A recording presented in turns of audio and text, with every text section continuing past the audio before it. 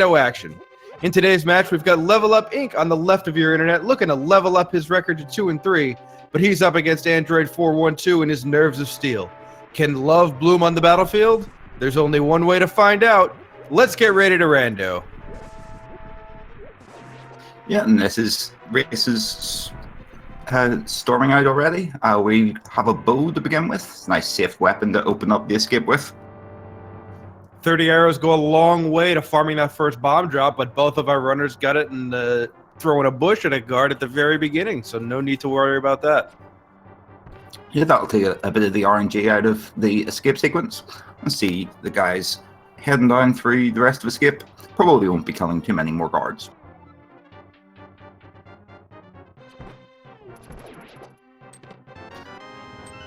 See a very early mirror pickup. That's going to help a lot with getting out of escape for a start, and then there's a lot of routing choices that'll open up. Yeah, you're actually allowed to use the mirror. As soon as you pick up Zelda, it'll teleport you right back to the beginning of the castle and save you a little bit of time on that climb back up. Yeah, it's definitely very useful. There's a few wee tricks we can do with it in the dam area as well on South Shore to save a little trip in there. And those bomb drops just keep coming. Both of our runners up to 5 bombs each now. That'll be useful for the Kakariko trip. It definitely will. We're looking to have maybe around 7 or 8 bombs by the time we finish up our sweep of the first set of locations, but 5 bombs will definitely go a long way towards that. And 40 rupees is certainly a nice start as well. We're hoping to get that up as well. So we'll see how prepared our runners will be going into the village. Yeah, the target will be around 100 rupees at a bare minimum to buy the item off the bottle vendor. But there are a bunch of blue rupees around in Kakariko Village itself, so that shouldn't be too much of a problem for us. And there's another big 20. So LvlUpInc, aware of the powers of the mirror in escape, takes the mirror back with Zelda. Zelda probably very surprised by what just happened. And Android does the same thing. It's great that both players were aware of that little trick. It's very rarely that you actually have the mirror in escape, so it's something that some players don't quite notice. Should help ensure that both of these players get out of escape in that sub 6-minute mark. Yeah, definitely. There's one last little obstacle in escape, and there's a certain rat with a key, and he can be a bit dodgy at times, especially when you need to deal with him with the bow and arrow. That's why practicing escape with all these different weapon possibilities that Uncle can give you is so important, and I'm sure both of our runners will have no trouble getting there in a couple of screens. Definitely so. We picked up that key, which was 100% guaranteed, or we would have been locked in. And the map is still out there, so we'll have 3 more items. The map could be in the sanctuary chest, however.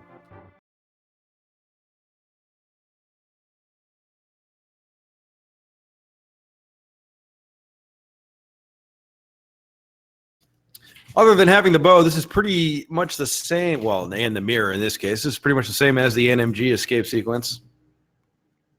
So if you're familiar with the base game, you'll notice very similar strategies and opportunities to do pumping. The big differences being that we'll have a different weapon here today. We sometimes have the mirror, or even better, the boots, but just the mirror today. And bombing these walls in the back to get to these last 3 chests is ever so important. Yeah, you definitely don't want to make the climb back down here. And if there's no gloves, or the gloves are maybe behind here, you'd need to take quite a long trek through the sewer. And that early bottle is handy. That means we'll be able to check the item off the sick kid on our first trip through Kakariko Village. Something we won't have to come back for. Efficiency, always what our runners want to see, make their trips more efficient. That's what's going to win this game, is being the most efficient with your item checks. Not necessarily checking the least locations, but being the most efficient, avoiding those double dips. Yeah, avoiding the double dips, being able to route different checks together and whatnot. It's definitely the way to save time in these runs. So easily sub 6 minutes for Android on the right. You pick up that Cane of Samaria in the Sanctuary chest. It's an item that it's not going to be of massive use quite yet, but it is probably going to be a required item and does speed up a lot of different strategies in certain rooms and dungeons. Android taking a little bit of a non-traditional route, not going immediately to the pull tree and to the lumberjack tree to get a little bit of information for later in this run. He's just going to go right into the Lost Woods. In that trip to the lumberjack, it's something some runners like to do. The thing about that is that you can't actually get the item until we get the boots, so maybe he's waiting until the boots show up, and then you can check the boots or the lumberjack cave and bonk rocks at the same time. It's a routing that a lot of runners like to do. Does elect to pick up the piece of heart in the mushroom spot, though. That defense very important early for both of our runners. And he gets a second in the bandit's hut. The runners are only sitting at 4 hearts at the minute, which is, it's still early days yet, but you definitely do like to get that first row of hearts filled up before you have to do too many dangerous dungeons in Dark World. Especially when Thieves Town and Skull Woods become accessible early. And the chat's wondering who's who. I am Ileana. I am Walking Eye. Didn't I say that in the intro? I said that in the intro. Pay attention, chat. So we get our first map check. Looks like all crystals in the light world with a red crystal down in Desert Palace today. As Level Up, it finishes their escape sequence. And that triple crystal in the light world is very nice to see. That will make for 3 very fast dungeons. Hopefully it'll take some of the tougher dungeons off the table as well. Those boots in Blind's Hut are going to make us go very, very fast for the rest of the run. And those are beautiful. Always want to see those boots early because we love to go fast here. That magic cape it's not the greatest of signs at this stage. You can use either the magic cape or the master sword to enter Aghanim 1's tower. So that magic cape could be a bit of a harbinger of having to do Aghanim 1. I think if you ask these runners if they would take a Blind's house filled with the boots and the magic cape, they would agree to those conditions. Yeah, definitely the cape's a fantastic safety to have. And that lamp is gonna help the situation. That'll unlock a lot of the dark rooms that we have access to. Unfortunately, that's another third of our Aghanim access. So just a sword to go, and Aghanim may be on the table.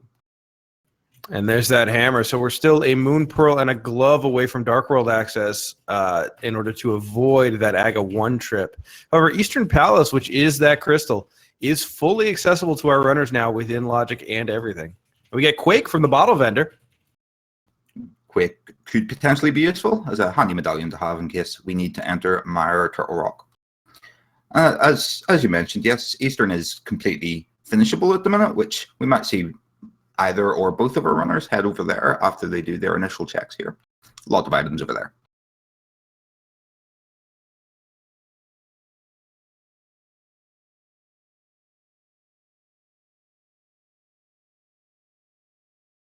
See the last couple of checks in Kakariko Village. We can check the Bottle Kid and then the back of the bar, then make our way down to the race game in the library.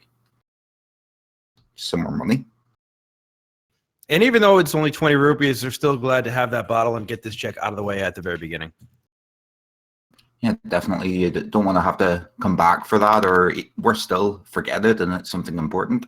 And those 20 rupees are still fine. We aren't quite at 500 yet, and we would like to have 500 for checking Zora at some stage. And there's a number of other places that we'll need a bunch of rupees for. And Android at 490 doesn't want to buy those bombs and give up that those rupees so close to that 500 mark you were talking about. So Alex to go into the bombable hut using his final bomb to farm a little bit here. There are 4 bombs that continuously respawn in here every time you exit and re-enter. So he's going to be able to fill up no problem without spending a single rupee. He's going to spend a bit of time in here grabbing some bombs. There's nothing wrong with this.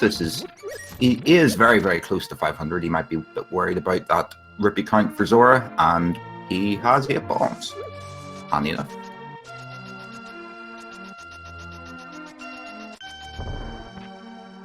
With those boots, walking over there didn't cost him very much time anyway.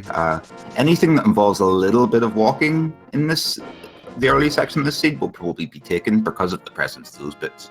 So we might see a trip down to the the Ice Rod Cave as well. And doesn't want to take any chances with the rest of the rupees along the way. Takes that big 20 on the library shelf and goes up above that 500 mark. And he'll be looking to keep himself well above that in the future. That bottle might warrant a potion purchase for it, or we might see a trip into Palace of Darkness in the future, which would involve another 110 rupees. See where Android's going to head now. There's a couple of choices. He could head to the South Shore, which looks like the choice he's making, and the Eastern area also has 6 items, which is a reasonable choice as well.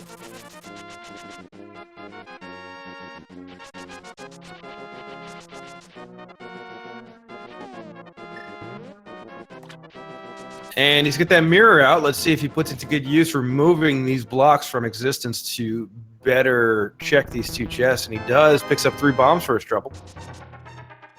More bombs are always handy. At the minute, they're a little light on weapons, so those bombs might even need to be used offensively as well as just for cracking walls.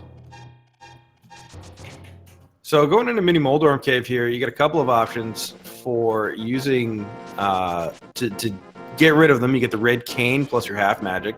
Those blocks can do damage because Cane of Samaria does absolutely everything in this game. You get the bow, a little bit slower projectiles, but can get the job done. And the bombs, which do a little bit of AoE damage, as well as that hammer, which can have a smaller hitbox and be a little tricky to hit these guys with. But we'll see what both of our runners decide to choose. And it looks like Android's going to go with that bow. Yeah, the hammer would be a little more awkward, but it doesn't have any ammunition requirements. He's having some minor issues with hitting that with a bow. He's opted to swap for the bombs. He does have a lot of bombs at the minute because of those extra 3 he picked up in the dam, and he takes out those Moldorms nicely. He'll be rewarded with 5 chests, just rupees so far. Lots and lots and lots of rupees. Loads of rupees. 165 in total. Yeah, nothing but rupees here. Will be a little bit useful, but at the same time, he was probably going to pick those up in time for all of the rupee sinks in the game later on, including Palace of Darkness and the chess game and digging game and all kinds of nonsense. Well, he'll definitely not be worrying about his rupee count anymore. The 100 or 679 is well on your way to every rupee you'll ever need. Does have the ability to fake flipper up to Zora after this. However, you won't be able to check the waterfall cave unless he is able to pick up the moon pearl either here or at something like Hobo. So it'll be a little bit more inefficient than normal without those flippers or that moon pearl. Yeah, I'm not sure if we'll see either player head over there. Typically, you like to have the moon pearl before you head over there so you can check the waterfall cave. You see the Bombos medallion in the Ice Rod cave. That has the potential to be useful as a dungeon entrance requirement item, and it also will be handy if we need to go in the Ice Palace without the Fire Rod. And indeed, you called it. He's headed right to Eastern Palace, the first crystal dungeon that he can complete. See, LvlUpInc is making a check that Android didn't. He opted to head back for the Bonk Rocks and just got that arrow capacity upgrade for his travels. Not sure if he elected to check that Lumberjack Cave or not. Might be heading up there now. It would seem that way. See if Aghanim is 100% required or just maybe required.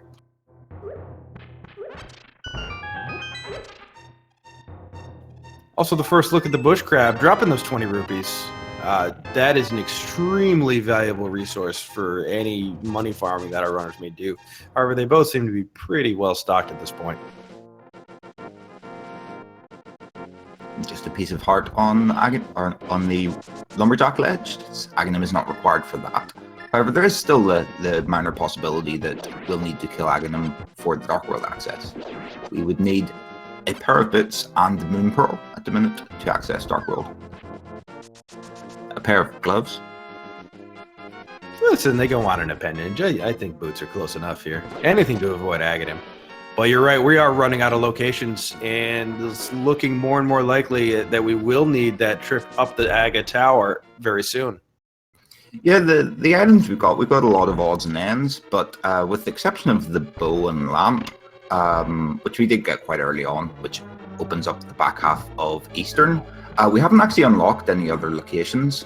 We'd need the gloves or flute to get up to Death Mountain. We'd need the flippers to head over to the water areas. Even the gloves would be required to get Zora in the logic. And that ice rod may end up being a progression item, but nothing that's going to help our runners right now avoid that climb up Aga Tower. Yeah, it's another item that's nice to see, but it doesn't help them particularly right now. It is very nice to see the ice rod, however. It is an item that can be literally anywhere but on Trinex and maybe on Ganon's Heart. So it's nice to be able to see it in a slightly more sensible location today. And Level Up taking a little bit of a different strategy. This has been rising in popularity among runners to go check this Agena cave early. Yeah, and we see a piece of heart on the desert ledge. You couldn't have picked that up anyway, but it's a nice piece of information to have. I'll see what is in Agena's cave. This trip over here is pretty swift with the boots in tow as well, so he's not costing himself too much time.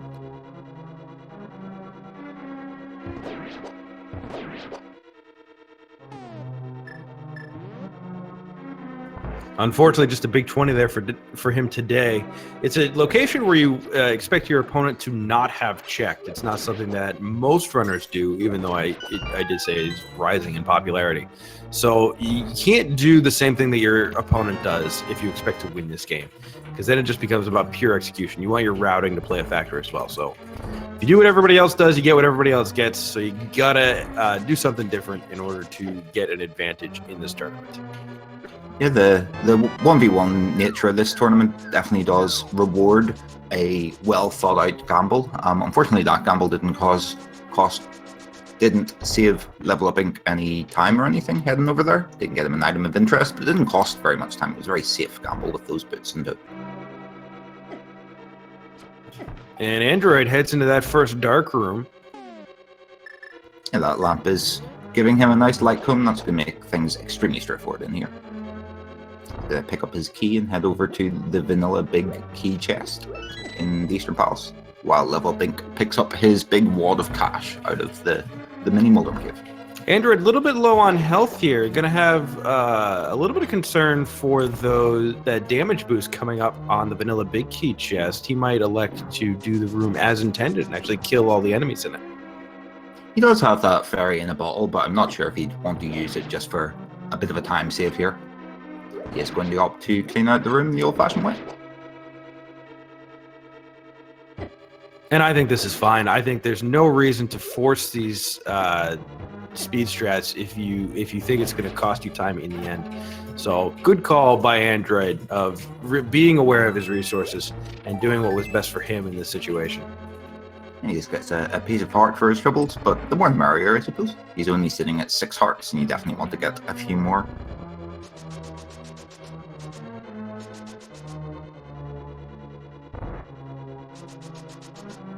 That's something I actually meant to point out whenever Android was over at the Ice Rock Cave. The crabs, both players were being very wary around them. Those crabs are the only enemies in the light world that hit for 2 hearts of damage. They can kill you very fast if they catch you unawares. So see the runners both being extra careful with them. Android having a little bit of trouble, down to his last heart, gets the key from the Igor though, and is able to continue on. He's going to have to be a little bit careful down the stretch of Eastern Palace here as LvlUpInc heads in the same direction. I'd say LvlUpInc is going to join him in Eastern shortly. And we're going to get a use of that fairy early as Android takes a death. The anti-fairies weren't playing nice there. But that fairy's gonna maybe be a bit more wary with his health now. He could have been playing a bit loose and fast because he was aware of that fairy. He's gonna be a bit more careful from now on. He also now has that bottle empty. If he opted to, if he's like ever in the witch's hut area, he'll be able to pick himself up a potion with that plethora of rupees he has.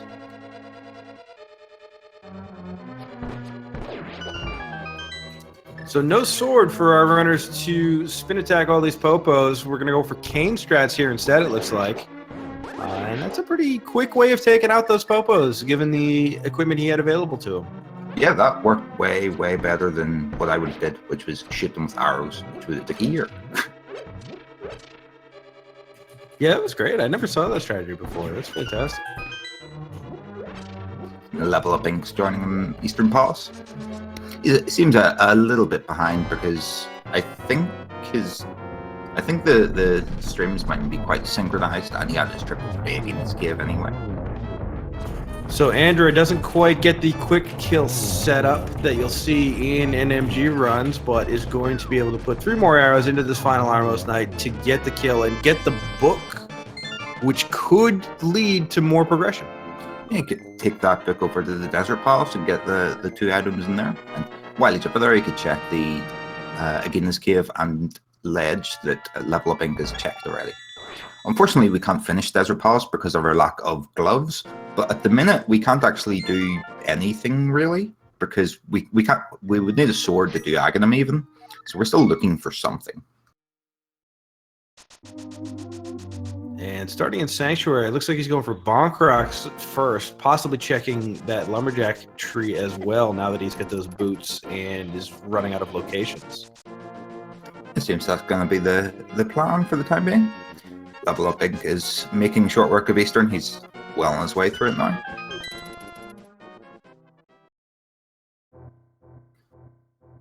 Pick up his arrow capacity upgrade and find the piece of heart on Lumberjack. He's going to know that he doesn't need to come back for that at the very least if Aghanim is required.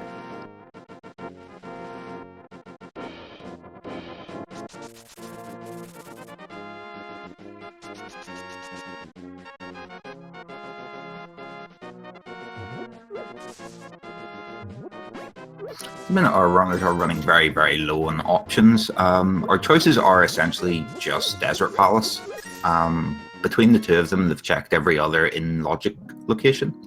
So we're looking to find something like the flippers or a sword or the moon pearl and some gloves. We'd send us off some places, or maybe even some fetch quests. It's a complete possibility that we'll find the magic powder or the shovel, leading to some progression as well. Both those items are firmly in logic if we got them. Gloves are certainly the item that's going to open up the map the most. That's going to give us access to Death Mountain and more importantly, east side of Death Mountain that has a whole trove of treasure chests. Yeah, we'll be able to climb up to Tower of Hera using our mirror, and then we'll be able to use the hammer to cross over. We could also complete Tower of Hera while we're up there, which is another risk. Android's going to check Agina's Cave and be sorely disappointed, and then probably head into the Desert Palace using that book. I like leaving this cave until last. This is, even with those boots, this cave is quite the trip to get in and out. So you'll see a lot of runners take this cave last and then save and quit out of here in order to avoid that double trip through it. Yeah, it's a very long cave to get through.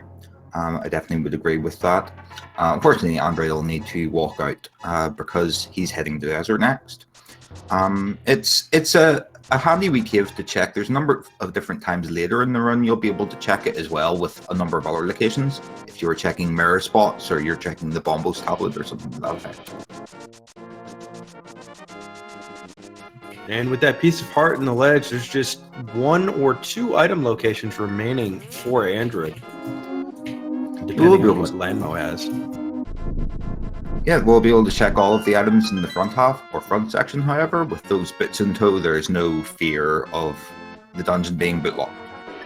Well, it might be bootlocked, but it doesn't matter.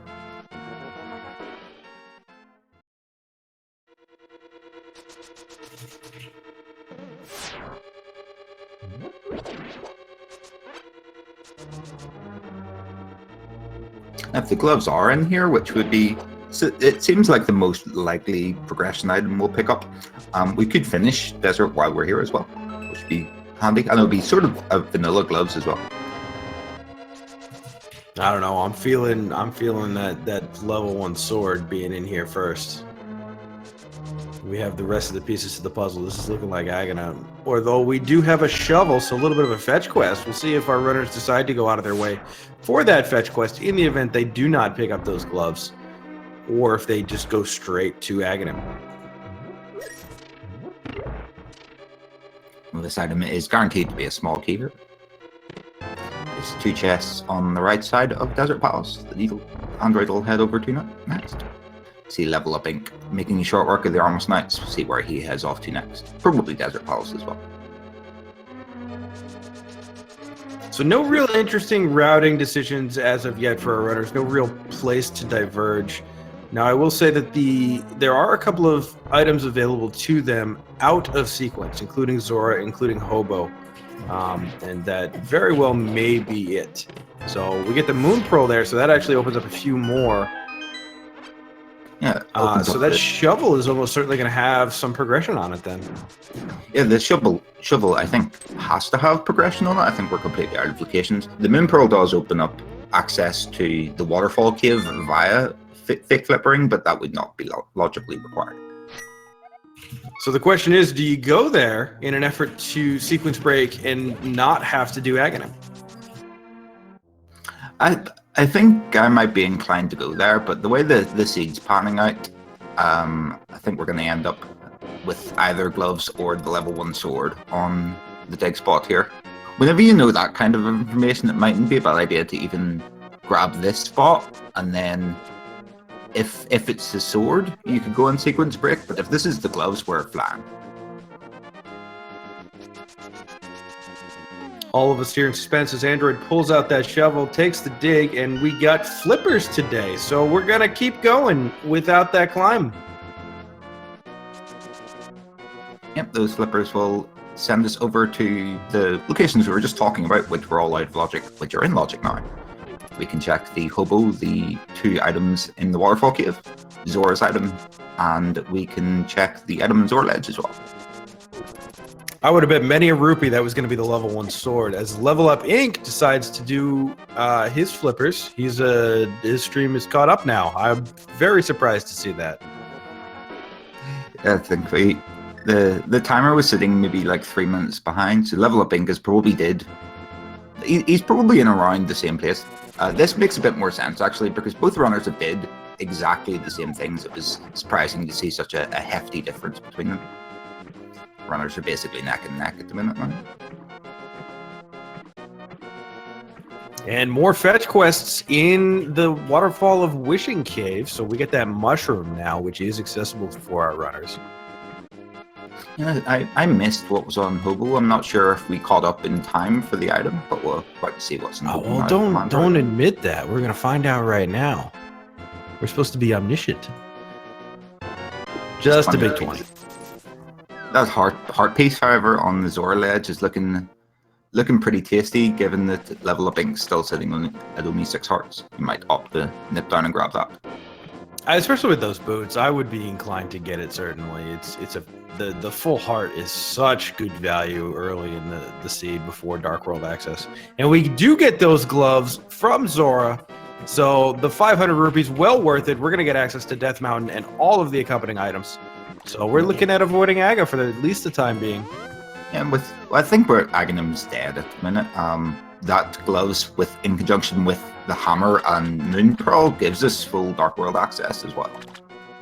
So I think we're firmly in the not needing to do Aghanim camp at the minute. That is fantastic. I can't believe we didn't have to climb that Aga Tower. Yeah, the seed was definitely taunting us with the Aghanim necessity there. Let's see where LvlUpInc is. He's going to pay his respects. He's going to pay his respects to the dead in the graveyard. Android's about to pick up his gloves. He'd be very pleased to see those and not have to climb Aghanim Tower. And it looks like LvlUpInc is heading up to Death Mountain. The safer of the 2 lines of play they have, the other being go into Dark World with 7 hearts.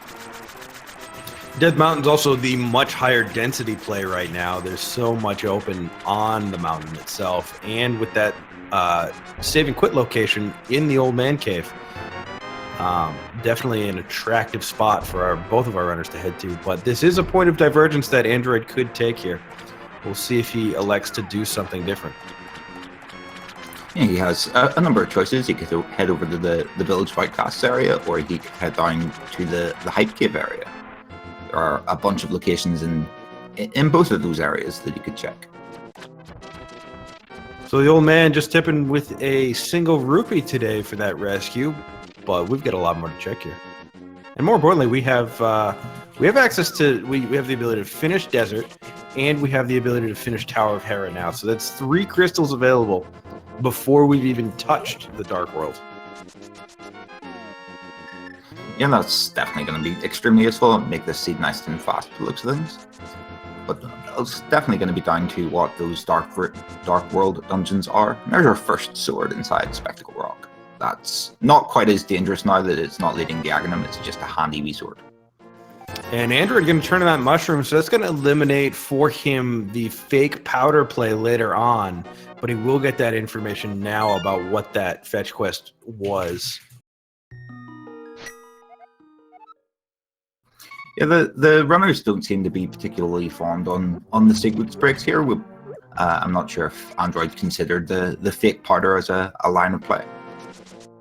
Sequence breaks are something where it's tough to keep them in mind, and it's definitely valuable to keep them in mind. So when you're looking for other items, you know what's locked behind what are the limitations on where the various progression items can be based on the information you have. So not a bad play to avoid those sequence breaks entirely.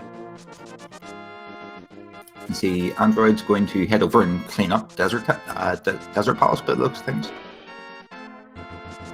So no items here, and this is quite a long trip right now. Not sure how efficient this play is. I'd probably head up the Death Mountain and get the rest of those items. We already did get the shovel and the moon pearl inside, so I'd be looking at coming back a little bit later. But this is a red crystal, and depending on where the other red crystal is, we might be looking at a trip to the Pyramid Fairy in the very near future. Yeah, with a red crystal in the light world, it's completely plausible that a number of important items could be over in the Pyramid Fairy. There's a number of different dungeons that could be the other crystal that would let Titansmiths or something to that effect be in the Pyramid Fairy, which would eliminate any sort of like double playing with the flute and mire or something like that to get into the desert. So half magic and the magic cape going to get us through Spike Cave just for 3 bombs though. And LvlUpInc has opted to walk back out of the Spike Cave, not something you see every day. Gonna be close here at the end. He does have that fairy in a bottle still. Not gonna make it one tile away from getting out, but does have to spend that fairy after all. The Android412 is heading into the back section of Desert Palace. He's gonna take out Lamolus and get his second crystal. Does have the Ice Rod and half magic with which to play, so we might see an Ice Rod Landmo here. Each head on the Landmo will take 2 hits with that Ice Rod to kill, and with half magic we'll have 16 chances with the Ice Rod.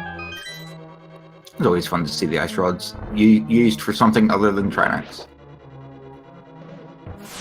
He seems to be a fan of that hammer as well. He might use the hammer to deal with Lamolus, or we even have the bow or the Cane of Samaria if we've gone insane. We could do that as well. Yeah, I sincerely hope we're not going to see Cane of Samaria strats. The bow, commonly used in no major glitches runs, definitely a higher damage option than a level 1 sword. Hammer is very difficult on land mode, just the nature of the hitbox and the timing that you have to do. So I think I would expect to see Ice Rod here, but Hammer is certainly another powerful option. Yeah, it looks like you're right in the Ice Rod call. LvlUpInc, finding that you cannot use the bow against these enemies here in Tower of Hera. What are they called? They're like little bumper guys? I call them beetles. They probably aren't. Beetles, that's what they're called. No, they're probably not. They're probably called something Japanese. Because that's where the game was made. Indeed. It's like the jellyfish, the electric jellyfish are called Barries, apparently.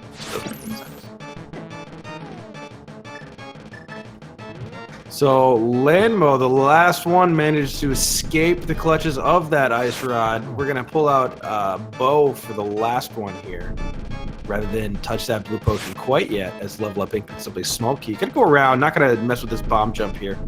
Just going to go the intended way. And if you're not comfortable with the bomb jump, this is definitely something that's going to save you time. Down goes land mode, just gives up that map, but gives up that all-important red crystal. And it looks like LvlUpInc is going to opt to take the vanilla way to get this item. And blue mail, so another important defensive upgrade for our runners before getting into that dark world. And it looks like chat is informing us that they are, in fact, called hard hat beetles. Cool. They're actually called beetles. I was expecting them to called something completely silly. Are the bunny beams are called bunny beams as well? That's awesome. I thought that was a nickname. We should really like familiarize ourselves with this game before commentating. Yeah, definitely should. We know all the boss names. Yeah, exactly. This is Moldorm here. I'm familiar with Moldorm, and Moldorm going to take 3 hammer hits as LvlUpInc decides to pull out the sword after fighting with that hammer hitbox a little bit. We'll take a lot more hits here, and more importantly, it'll send Moldorm into a speedy rage later on. But it is pretty easy to defend yourself against getting knocked off the edge. And down goes Moldorm as Android decides to head to Hype Cave. So we have some major divergence here between our 2 runners. Yeah, I can see LvlUpInc staying in Death Mountain and picking up the items on the east side of Death Mountain. Android is going to take a trip into the Dark World. Nothing doing in Hype Cave, but we still have plenty more to check in the area. Yeah, we'll have, there's a number of items at the south side of Village of Outcasts we could check. We're getting a map check. Our pendants are Pendant Swamp, and Pendant Palace of Darkness, and Green Pendant Turtle Rock. It's always a bad sign with an early Ice Rod and Cane of Samaria. And we have our second 5/6 crystal over in Misery Mire. So Misery Mire is still several items away of even being able to get to that area. So it doesn't look like we're going to put that Desert Palace crystal to good use anytime soon. And with Mire being the second 5/6 crystal, it does put the opportunity for the Fire Rod for our Skullwoods completion to be in the Pyramid Ferry. I think that's pretty much the only thing that can be over there.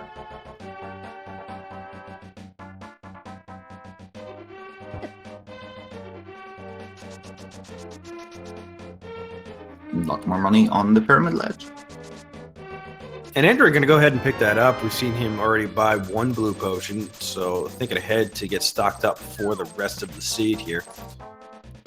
Yeah, he was already most of the way there. It didn't cost a massive amount of time to grab those 300 rupees.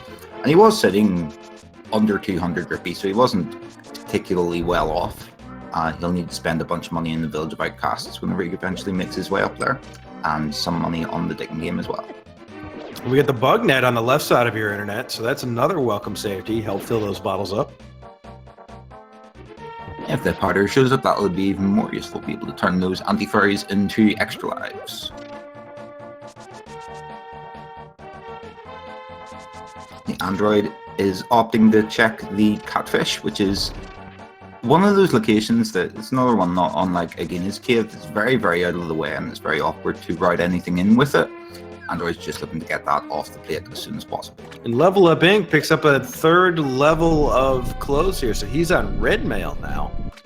All set for defense for the rest of this game. Yeah, I'm sure he's feeling very safe there with the red mail.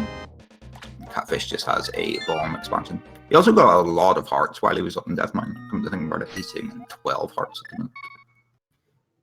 So our runners do have access to a number of dungeons at this point. We know that Thieves Town is fully clearable for both of our runners and accessible. We do know that Palace of Darkness is fully clearable and accessible for both of our runners. We can at least take a dip inside of Skull Woods, which is a crystal, but not completable without that Fire Rod. And LvlUpInc going to head to the Dark World north of Kakariko as Android finally makes that climb up Death Mountain. Yeah, Swamp Palace is another dungeon that we have access to some of. I doubt we'll see the runners head in there without the hookshot, but stranger things have happened. And the other dungeons are currently locked behind the Titansmiths primarily.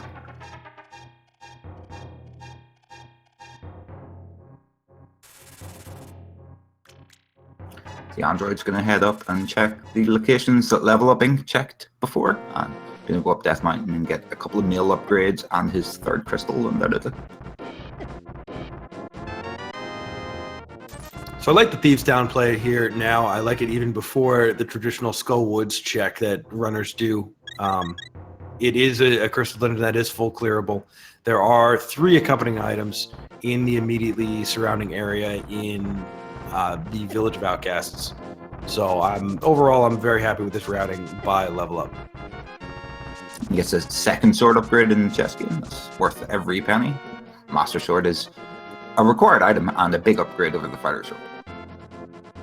It'll give a little bit of extra range too against blind, if not going to do extra damage.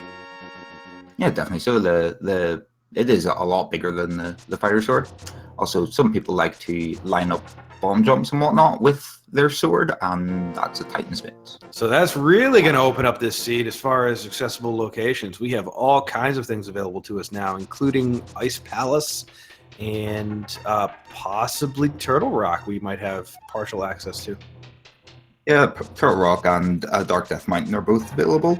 That's a lot of locations that we have available. We should see a lot of divergence between the 2 runners and see if they're hunting for the last few items, which would be Hookshot, the Fire Rod, the Flute, and maybe Ether if it's required to enter Missouri Mar. So these are the seeds that I love to watch, where it really opens up after the first half hour of being really narrow and letting your execution have a chance to pull you in a little bit in the lead. So should be awesome to see both of these runners diverge and what paths they take. And we get the Flute right in Kakariko, so that's going to open up that Mire area. So maybe we will see that Desert Palace play sooner rather than later. Yeah, that Flute opens up Mar's completion. And along with that Desert Palace, which you can mirror straight back over to after Mar, we could get the Pyramid Fairy as well. So a lot of value over there.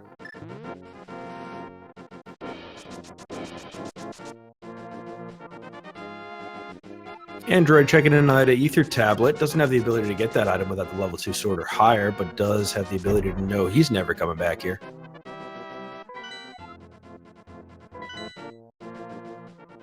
You see LvlUpInc has cleaned out the front section of Thieves Town. He's going to head over to the back.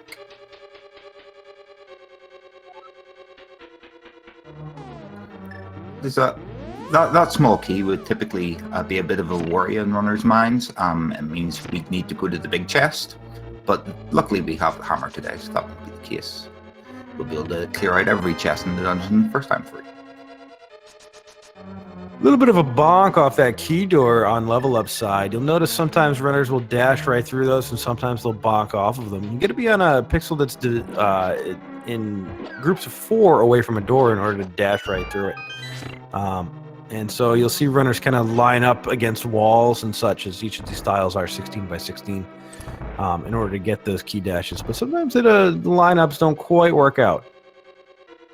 Yeah, it's an interesting mechanic that they let you dash through the doors a quarter of the time. But as you said, with the tiles all being 16 pixels wide, you can't, if you line yourself up against the wall, you'll always get free. It's handy.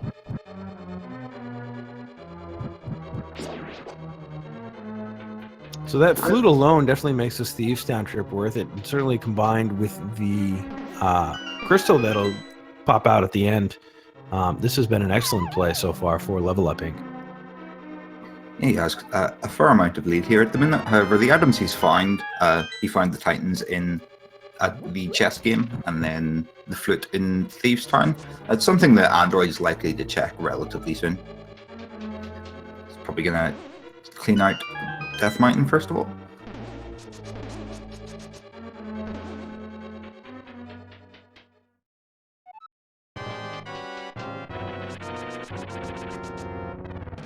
So Android heads into his Moldorm fight, has the hammer at the ready to put those 3 hits on, but make sure to have that sword out just in case.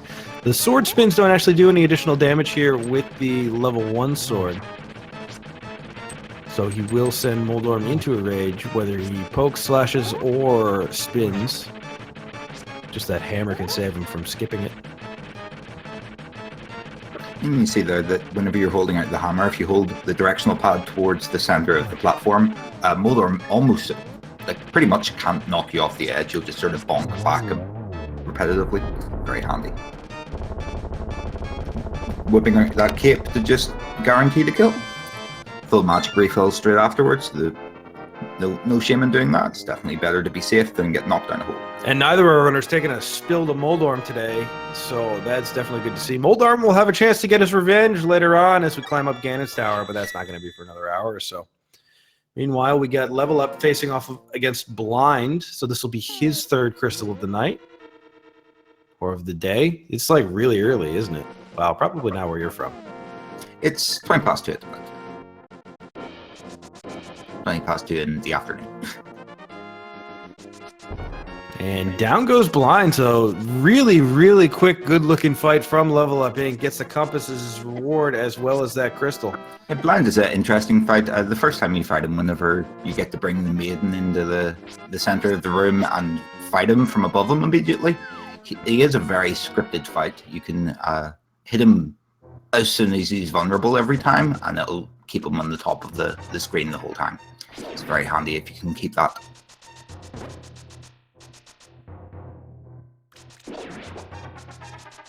It's down conveniently located in the same position as where the flute needs to be activated, so we're going to turn that on. Now, from here, I would be inclined to head to the Misery Mire area, get that little bit of information. Yeah, definitely. As far as what is required there. Yeah, you definitely don't want to be littering seed thinking that you're in go mode and then suddenly ether is required. Heading over to Mire sooner rather than later is probably a strong idea. However, LvlUpInc's opting to head straight back into Dark World. There's a few more checks to do here first. He's probably going to head down and check the digging game, and then he could maybe even take the blacksmith in a little tour. And going to pick up the blacksmith right now, so cuts himself off from being able to do that digging game. The digging game man does not like it when you have followers. Yeah, not at all. Even if it was the purple chest and you left it a screen away, he knows. He knows, and he does not like you to have a follower. Yeah, I can't say I'm a big fan of this play. I would definitely like to see our runners head to get that information in the Misery Mire area, and even in the Turtle Rock area. There's a number of chests up on Dark Death Mountain that could prove to have something, as well as that information for Turtle Rock. Also, an opportunity for a gamble on Turtle Rock. We've certainly seen Fire Rod inside there before, so it is not necessarily locked by the Fire Rod. But yeah, we're going to stick to Overworld for a while. Yeah, the Turtle Rock play at this stage, it won't even cost a massive amount of time if it ends up being Fire Rod locked, because you can find that out quite easily. If the first chest isn't a key, you're pretty much not going anywhere. So it has the opportunity to be a very short gamble as well. And LvlUpInc going to take advantage of that fake powder we were talking about a little earlier. Still has that mushroom in his inventory. Going to have to dump all of his magic here in order to pull that off, which with half magic is going to take a minute. But we'll get it done. And Mario looking good in that red mail over on the right side of your internet.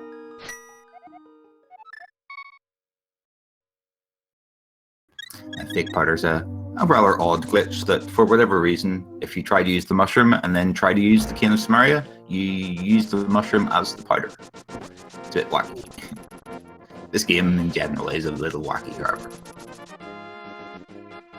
And having a little bit of trouble getting this glitch off. It's really, really unforgiving as far as the timing, but he does manage to get it, and a magic bat does appear. Just 10 arrows from that. Well, at least he knows. Information is 3/4 of the battle in Randomizer. Absolutely, and it is more efficient to certainly check that now. So even if he does pick up the powder later and he's running out of locations, he won't have to do that powder spot as a one-off. Elects not to pick up that purple chest, though. I think he's going to head down to the digging game and maybe save him quick just. It's odd to see him do this, but we'll see what he has in mind. See Android's heading down into Bulge of Outcast. He'll be picking up his Titan's Mitts, and if he heads into Thieves Town, his flute as well. Can't imagine he won't head into Thieves Town. I'm not sure LvlUp actually checked the C-shaped house. Did I miss that? Am I going crazy? I can't remember seeing the C-shaped house either, but it might have just blanked it out if it was something irrelevant. It certainly sounds like something we would do, but either way, Android will hopefully head over there and confirm that for us. I see LvlUpInc is heading back up to pick up his purple chest. He has not been to the Hype Cave area yet, so he's likely going to carry that purple chest down the long way. Going to be able to pick up a few items on his way. Something from Stumpy, as well as the cave south of Grove. Also be able to, with that Dark World access in that area, be able to check that Bombos tablet. And that'll leave him in the light world, ripe for fleeing away somewhere. He's going to take this purple chest for a little bit of a trip. Android is going to head straight into Thieves' Town. He'll be picking up his flute and his third crystal relatively shortly. That's going to be fourth crystal on the right side. Android did elect to go back and finish Desert. This counts for most of the time why he's a few screens behind here. Yeah, that fourth crystal, yes. That's well on the way to the end of the game. Still a few items short of being able to complete all the dungeons, but we're getting there in short order. Yeah, just a hook shot and the fire rod, really, and possibly ether, but the odds are in their favor that they will not need that, certainly.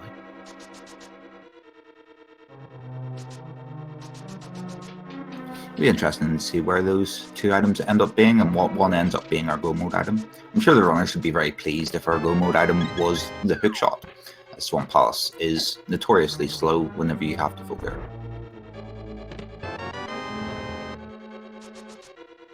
Now, on the other side of the coin, even though it is slow to clear, do you just take that chance right now and head into Swamp Palace? You are in the area with Dark World access on Level Up side. You just go right into Swamp right now and try to clear out as much as you can. That'd be an interesting line of play. It's not completely unlikely that the hook shot would be in Swamp Palace. And even then, you might find a very trolly situation where, like, the fire rod is in Swamp Palace somewhere, and then the hook shots in Mothula. That would be fun. Force double dips are always something that is very challenging for our runners to deal with as far as routing. So we'll be able to see what kind of gambles they're willing to make here in a moment. I see LvlUpInc is checking the Bombos tablet, while Android is treading over common ground and doing Thieves' Town. Big wad of cash on the Bombos tablet. So Hype Cave, certainly a high-density play right now for LvlUpInc, but after that is when the important, interesting decisions come in. Yeah, with that hammer until you could opt to just head up to the north section of Dark World. There's a bunch of outlying locations there, and then there's potentially just Palace of Darkness as well, which is a pendant, but it is still 5 items.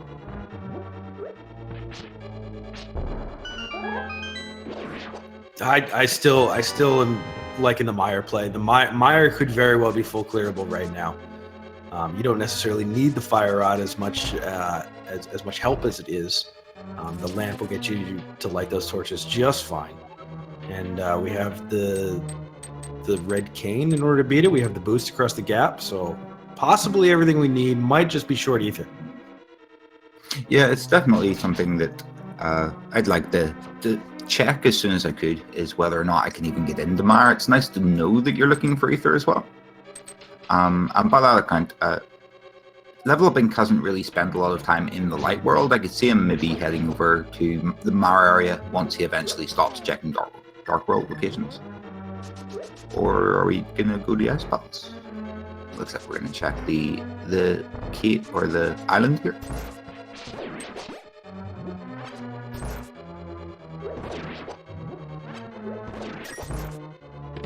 So LvlUpInc possibly did swim by here earlier. Just a piece of heart. Elects to pick it up anyway. Chat pointing out that LvlUpInc currently has no magic. That is a good point. So you couldn't even get into Mire if it was accessible. I'm sure that he can sort that out.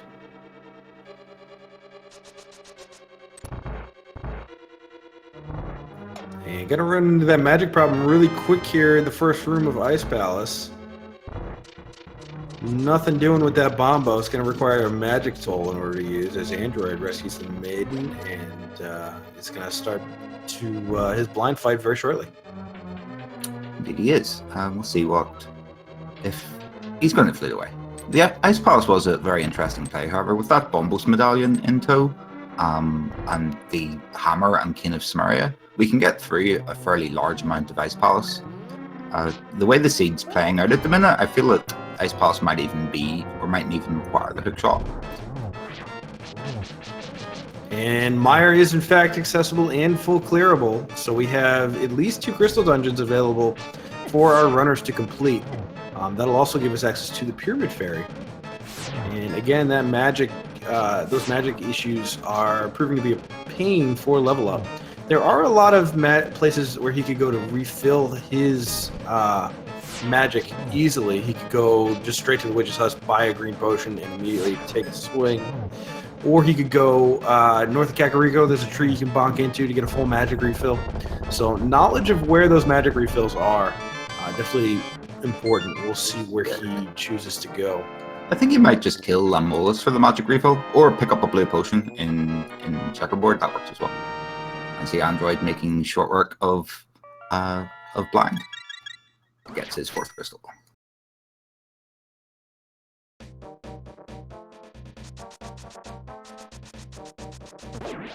The Android has heading off to Skullwoods for the sounds of things. Or maybe not.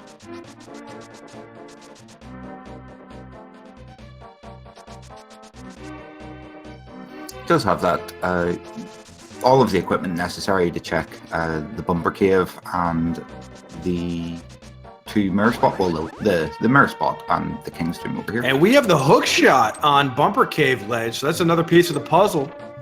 That's a fantastic find for Android. Level Up hasn't headed up that direction yet, so that gives Android a little bit of a lead. See if that fire rod's about. That's the final item we'll require for go mode.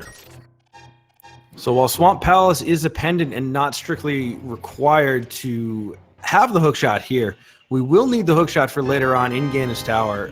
Short of our runners being able to perform the hover glitch, which I don't anticipate the vast majority of runners in this tournament to be able to perform, we will need that hookshot to cross that Moldorm 2 gap. That also guarantees that Ice Palace is completable in logic. It's always a good feeling.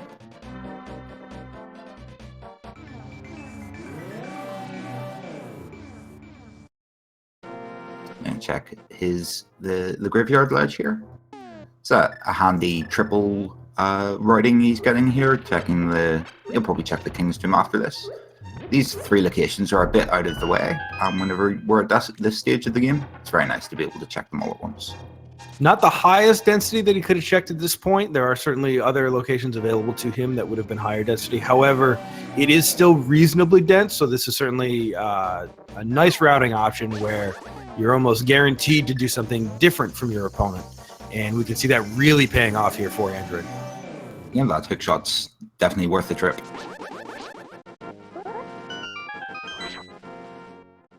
Also opens up a lot more Dark Death Mountain for him with that hookshot cave. Yeah, there's only 1 chest in that cave you can check without the hookshot, but we can check all 4 with it. So that might even drag him up to Dark Death Mountain. There's a bunch of stuff you can check there. He's going to keep his Dark World access here. Not sure where he's going to go. He already has the ability. He already has checked Catfish. So I'm not going to head back to the east. Well, he almost went into the Skullwoods area and then decided to nip over to Bumper Cave area first. So I'm going to be heading back, and he's going to make a little trip into the front section of Skullwoods and see what items are here. Or maybe not. Wait, do we need the fire? Oh no, Skullwoods is Skullwoods is a crystal. Okay, everything's fine. So we see LvlUpInc pick up the first of 2 items here in Misery Mire, just 10 arrows, so no progression. But Misery Mire is a place where it's about the same amount of time to clear whether or not you are in go mode or if you have to full clear it. So still really a big fan of this play on the left side. Yeah, especially with it being the second of our 5-6 crystals. It gives us access to another couple of chests as well over the Pyramid Fairy. The androids woke up his flute.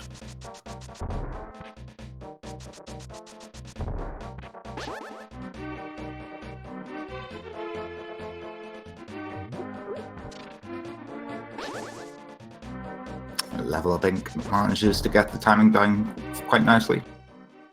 It's a little more awkward to do that with the lamp as opposed to the fire rod. However, he got it quite nicely. And LvlUpInc doing this the traditional way with the lamp and moving the blocks in order to maneuver past them. Gets the big key in the vanilla location. The android's dipping into the front section of Swamp Palace. Or Swamp Palace? Skullwoods, that's the one. There's 2 items available in here, but if they're in the front, if we can avoid the back section of Skullwoods, it does make the trip significantly shorter.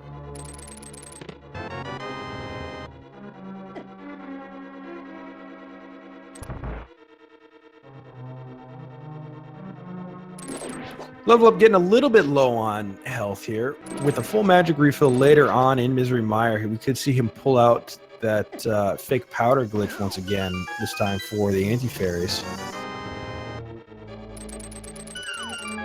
Be interesting to see that. He is a little low in health, and he did end up chugging that blue potion to enter Mire in the first place. He's got 2 empty bottles in his inventory at the minute. So it looks like our last item is going to be on Vitreous. Always annoying whenever that happens, but luckily we can full clear it, so he'll be well on his way right now.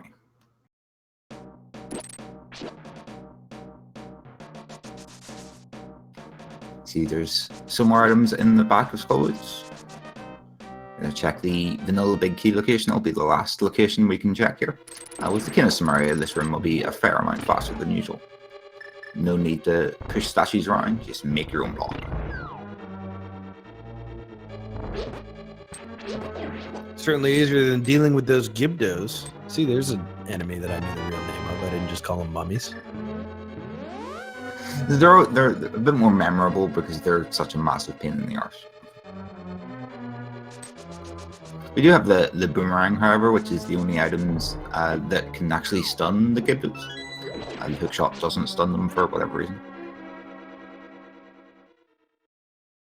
So Android gonna go ahead and presumably check the pedestal here, unless he picked up the fire rod and we didn't notice. I don't believe there's anything of note that could be on the pedestal at this point. I think our last call for the pedestal was ether being required for Mara, which it is not. And indeed, we just see a couple of bombs over on the pedestal today. Another handy side effect of Turtle Rock being required for a pedestal pull. There's lots of things that you need to get into Turtle Rock, so they can't be on the pedestal.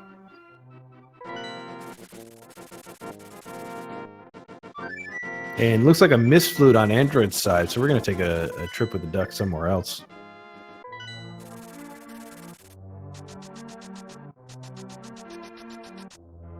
He's maybe going to check his overworld spots that he left behind in the south section here. He still needs to check the digging game and the 2 sort of fetch quests with the bullfrog and the chest, purple chest, and then the hammer pegs as well. And with Master Sword and no silver arrows, this Vitreous fight going to be a little bit more difficult than usual. Running out of magic here with this cape on the left side as he takes a couple of swings at these eyeballs. Opting to just do it with the old-fashioned arrows, which is a lot safer than going in there yourself. The Vitreous does a lot of damage. And pops that last eyeball. Just 8 arrows are going to finish off Vitreous here, so got through the difficult part of the fight. And when he goes down, we get our 4th crystal for LvlUpInc, and just another 20 rupees. So hopefully the permanent fairy pays off, but as you mentioned, the Vitreous is... we needed to kill him at some stage. He's handy enough to do it now. And LvlUpInc will be able to check the Pyramid Fairy once he defeats Landmo now, which he could do pretty efficiently right now. I am a little nervous on his personal tracker. He has marked off Desert as completed. It does scare me a little bit. But it looks like, Yeah, he's floating away. So I'm terrified now that he believes he's completed desert when he in fact has not. You might see one of those little trips up the GT and you stand in front of Downstar and go, why are you not opening? It's never a good place to be. Although if he's thinking about getting that big bomb right now, he's going to find out pretty quick he's missing that crystal as Android goes to return the frog to being a dwarf inside the bread smithery. It's nothing of massive interest here. Probably pick up his purple chest and take it for a world tour shortly afterwards. And LvlUpInc is going to find out right now that he hasn't the desert. Another bottle on Android's side.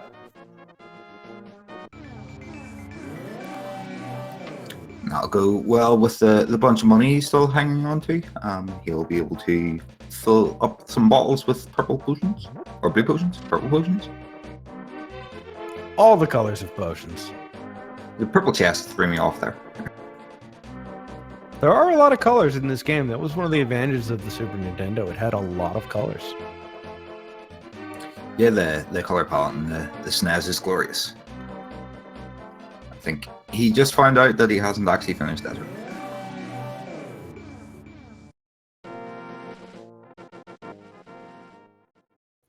So a little bit of a detour there for Level Up, but is able to figure it out and get himself straightened out here. I do believe it was a fine play to go and immediately check that, but he must have marked it down because he did clear out all of the items from Desert, but at the time he did not have any gloves to get into the second half. Yeah, it was unfortunate that he tracked slightly incorrectly. However, finding out now is significantly better than finding out standing in front of Downstar. So we can be happy for that at least. I mean, there's so much for these runners to keep track of. They're executing this as a speedrunner would, because they are speedrunners. They are planning their next, routing decision. They're keeping track of all the items they have. They need to be mindful at all times of what items they need for go mode, as well as to make various things more efficient. So it is not unexpected to have the pressure of the tournament mount up to the point where you might mistrack something slightly. Yeah, it's definitely there's a lot going through these runners' heads. Keeping their tracker in order isn't necessarily the highest priority. And he was in Desert and did a bunch of stuff in Desert. He just thought he did slightly more than he did. I see Android checking the Bombos tablet. So no significant offense upgrade as far as Mothiel is concerned from when Android was here. So we might see that Ice Rod strats again on the big worm boss. Man, I can't even say the big worm boss. Isn't that Moldorm? What is Landmo? The triple worm boss. Three slightly smaller worm bosses. It look There's a lot of worms in Zelda. There's a lot of eyeballs in Zelda. Oh, there is. I see Android has found out that he can enter Mar. He's going to check the Mar shed and see if he heads in to deal with Vitreous as well. Still no Dark Death Mountain check for either of our runners. We'll have Level Up have that opportunity after this, although presumably he's going right back to check that big bomb in the Pyramid Fairy. Just using storage strats here on Landmo. Little bit longer than pulling out that Ice Rod, but it'll get the job done just the same.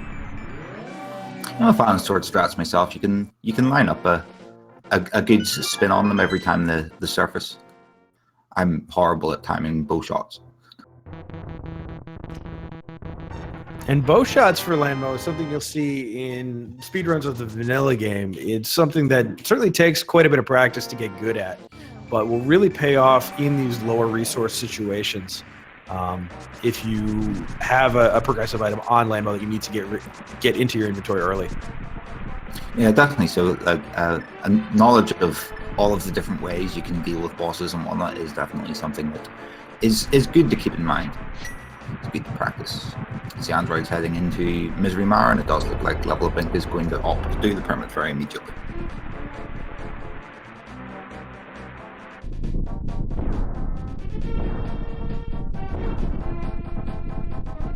And both of our runners still sitting with Master Sword and no silver arrows, so that Ganon fight not looking that appealing at the moment, as they are only 1 item away from go mode. Well, I guess level up is 2 items away from go mode. So we'll see if they can pick up a sword upgrade or possibly the silver arrows along the way here. Yeah, Master Sword Ganon is definitely not something that you want to do if you can at all avoid it.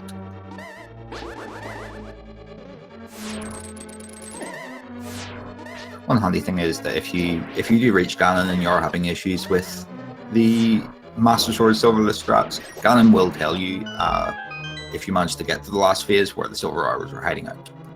An approximate description of where they are.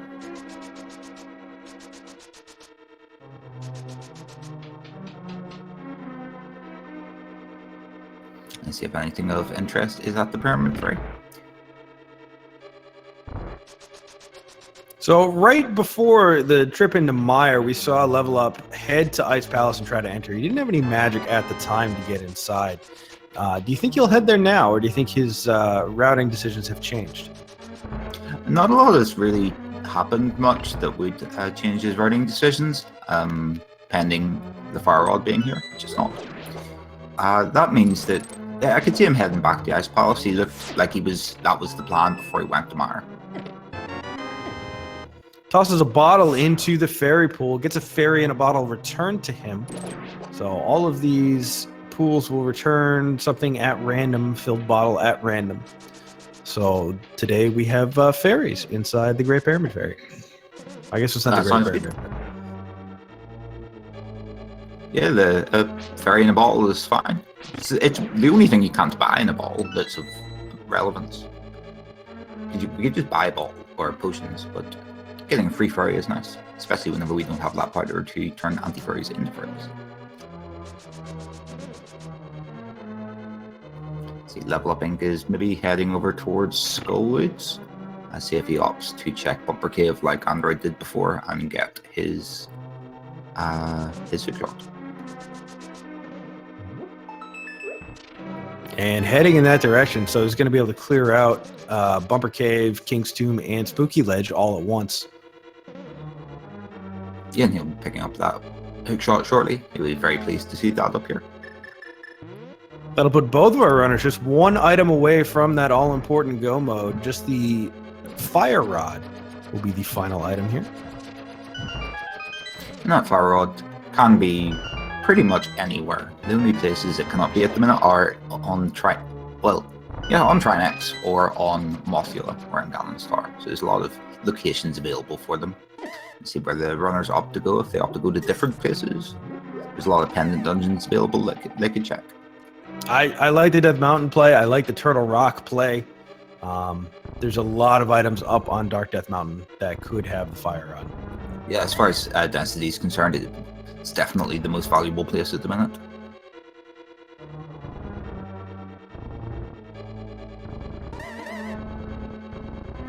I think with Palace of Darkness having been accessible for so long, both of our runners would prefer to avoid it if possible, for fear that it's in there and the opponent has checked it. Yeah, it's an interesting mindset to have in a 1v1 race. With Palace, that might be the same reason they're not checking Dark Death Mountain, to be honest. There's a lot of items available up there, and there's a lot of items in pod. They might be just opting to check other places in the hopes that they'll find the Fire Rod somewhere their opponent does not.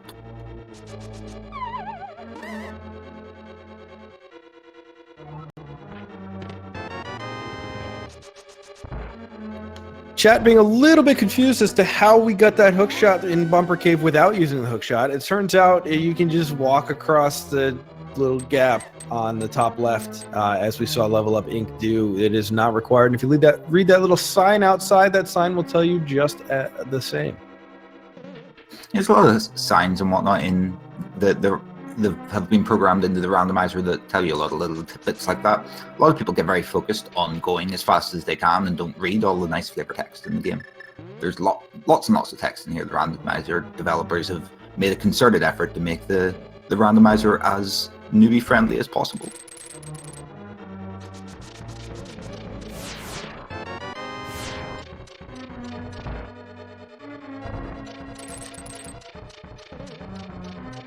So I gotta imagine LvlUpInc has still got that Ice Palace play on his mind. I'm surprised he ended up going here first, in fact. But Ice Palace is one of the last 2 crystals he needs. Yeah, I'm kind of surprised he didn't head into Skullwoods after that as well. He was in the area. But I suppose he might be a bit biased from knowing that that's what Android opted to do. But he is going to make that Death Mountain play. You can't pay off the 6 items plus Turtle Rock up here any longer. That's a very dense set of locations. And with him only needing the Fire Rod, what's in the first chest of Turtle Rock will be a good telltale sign. The game really doesn't like you to get into Turtle Rock very far without the Fire Rod. So if the first chest in the dungeon is a key, and the game lets you get deeper into the dungeon, there's a fairly high chance that the Fire Rod's just on Laser Bridge or something to that effect. And certainly changing your routing after you get that hook shot, it does make Dark Death Mountain a lot more appealing as he misses that block glitch here in the cave that, I don't know what, Super Bunny Cave, that's what this cave is called. This cave confused me for the longest time as to why it was called Super Bunny Cave, and then there was a seed I didn't have the moon pearl. I found out. For those not in the know, if you come in here without the moon pearl, it's in Dark World, obviously, so you'll be a bunny. And if you fall down one of those nice little holes, you'll just be able to do whatever you want as a bunny. Those silver arrows are going to make Ganon a lot more straightforward for these guys. Yeah, definitely a welcome addition to LvlUpInc's arsenal as Android heads to the Vitreous fight here. Wishing he had silver arrows himself for this fight, but we'll have to make do with the cape and the level 2 sword. He managed to still have that blue potion that he found in Checkerboard Cave. He didn't need to use it for a magic refill, so he'll be able to use that if worse comes to worst. He's opting just to start out with the bow.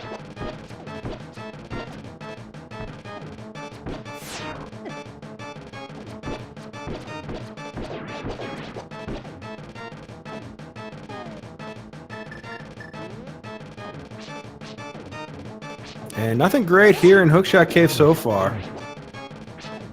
Another water cache, but otherwise nothing super useful. So it's Turtle Rock or bust at this point, depending on what is required to open it. And Android giving up with those arrows, running a little bit low on them, in fact, knowing that Vitreous itself will take 8 to do.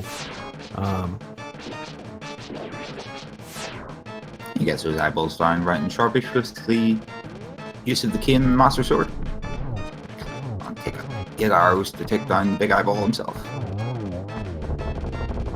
And LvlUp wants to check this ether tablet. Didn't even look to see what is required to open Turtle Rock, I believe. He did leave his Dark World portal over there, so he might be heading back, or we'll see what happens. Well, looks like he's gonna float off somewhere else. And Android is pulled even with the crystal count. It looks like that Ice Palace play that he almost made earlier is in the back of his mind here. He still wants to make this line of play.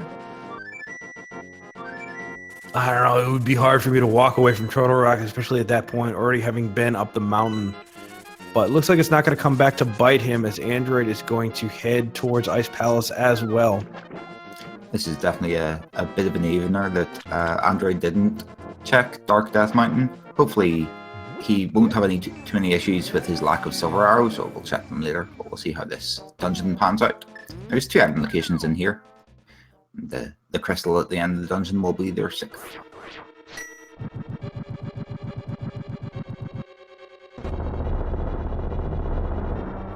So far, both of our runners have managed to avoid even stepping into a pendant dungeon, so that might have been on LvlUp's mind. But at the same time, you really want to avoid having to full clear Ice Palace, it being so much faster when you don't need to check any items. You can just skip all of the chests effectively.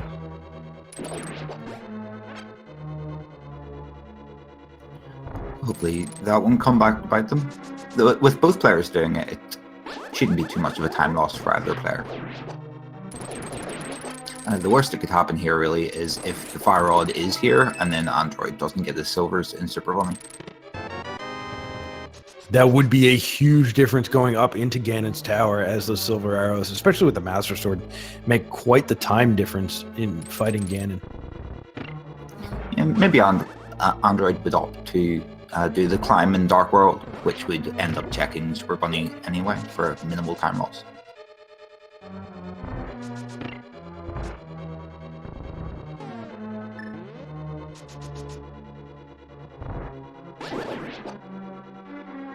And missing the double kill on the Salphos Knights coming down, so we're going to have to use 2 bombs here. Not a problem, though.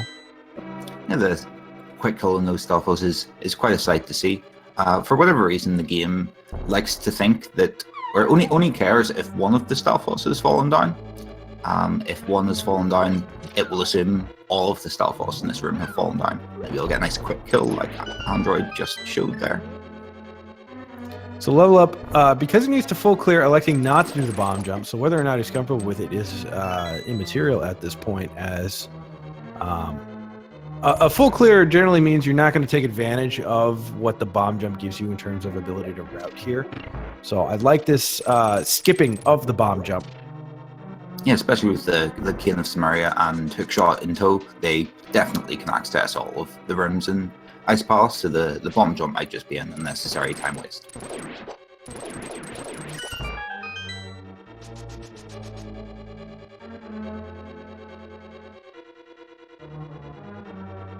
You see the most lucrative section of Ice Palace, the Ice H room, and the big key, vanilla big key room in the next room.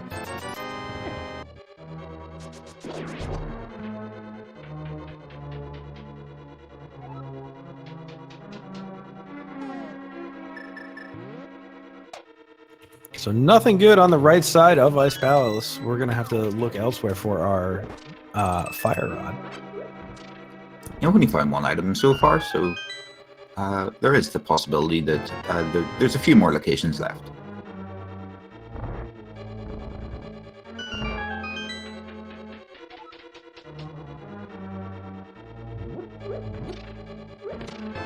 And with that silver arrows, LvlUpInc is pretty much looking, in addition to that Fire Rod, still for another sword.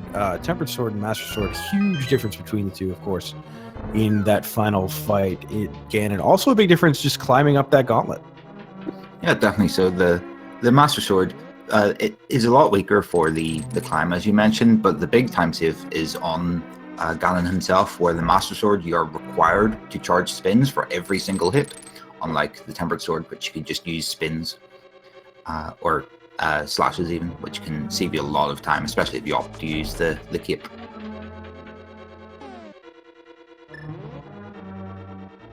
More blue goo in the big chest, so we are down to just 1 more item somewhere in Ice Palace. We have that Ice Tea room plus the boss drop. And that's our 4th and final bottle. It's a very bottle heavy seed, and 2 of them even came with free blue goo.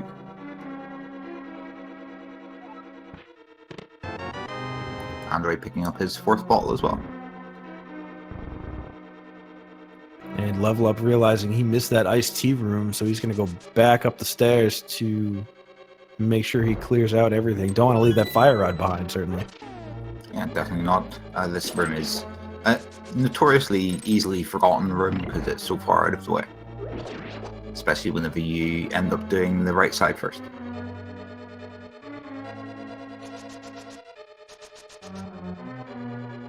That's just the map, so Cold Star will have the final item.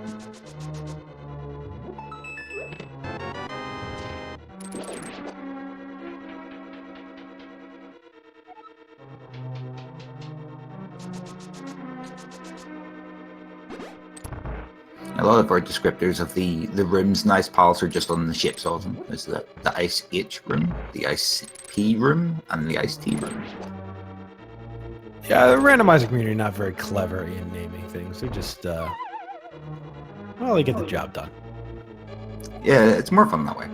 We had clever names for things. We wouldn't be able to make fun of us for not being able to name things.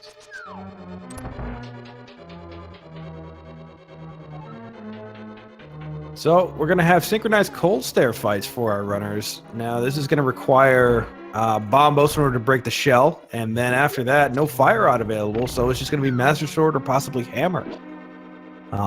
With red mail, that should help quite a bit in mitigating this damage, but this is still not going to be an easy fight for either of our runners. I could see maybe both of our runners opting to use cape strats here. Both have the blue potion that they picked up earlier in the dungeon, and Android also has a second blue potion from the checkerboard cave earlier in the run.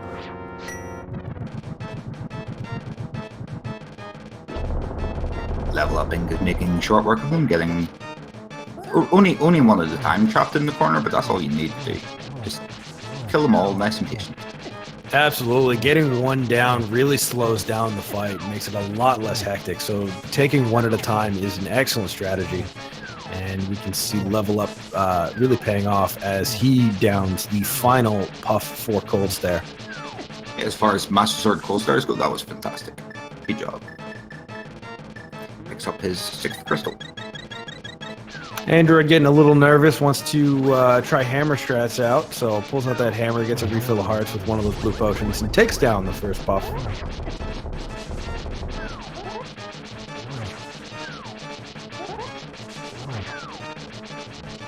Getting those spins out, those spins doing as much damage as the hammer, but with a little bit longer range. It costs, of course, take a little bit extra time to charge, and are made more tricky when you have those icicles falling on you.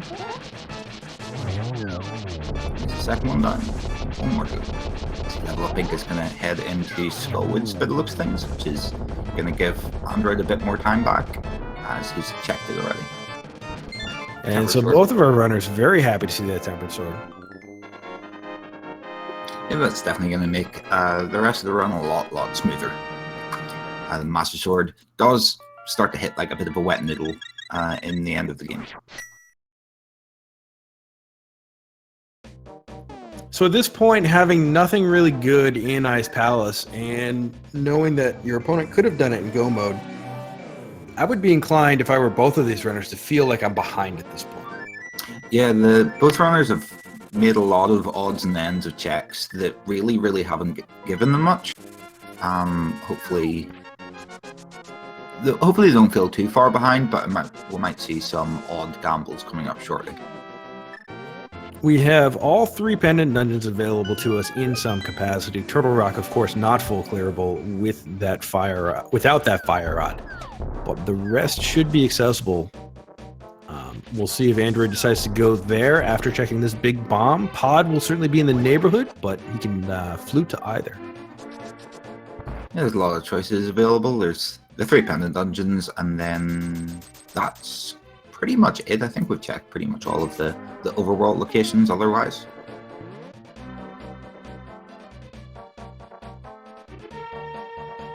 Android also hasn't checked the Dark Death Mountain area, so he might opt to check that if he does go up to Turtle Rock. Might drag him up there. I'd love to see Fire Rod and Turtle Rock. I think Fire Rod and Turtle Rock for a Go mode item is a location that really challenges the runner's routing and knowledge of the game. Yeah, I saw that myself recently. It was a lot of fun. It was a crystal Turtle Rock, but so it wasn't as quite a big a gamble.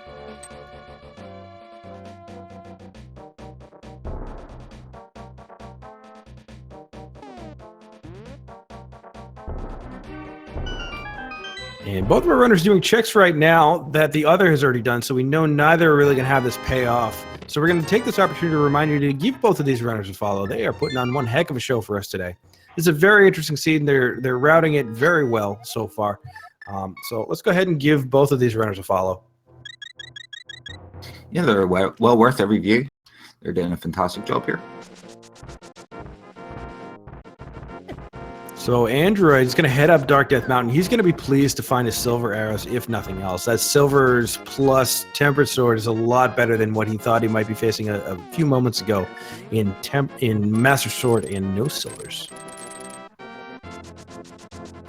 Meanwhile, LvlUp's going to make that dip into Swamp Palace. It looks like that's the way he's planning. We'll see if Android opts to dip into Turtle Rock while he's up here, if he's going to just check the locations.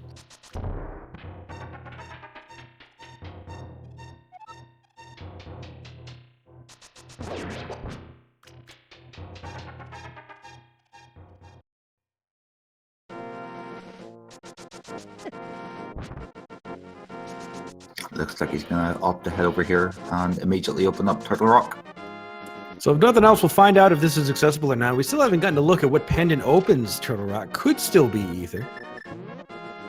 Yeah, with Ether still AWOL, seeing Ether requirement here would definitely probably put an end to the Fire Rod being in Turtle Rock, but it's not as quick, so we can get in. And Android's going to at least open it up. Probably check Super Bunny Cave and Hookshot Cave first, as those are quicker, higher dense checks. See, LvlUpInc is going to head into Swamp Palace. 6 items total in Swamp Palace, but it is not the shortest dungeon in the game.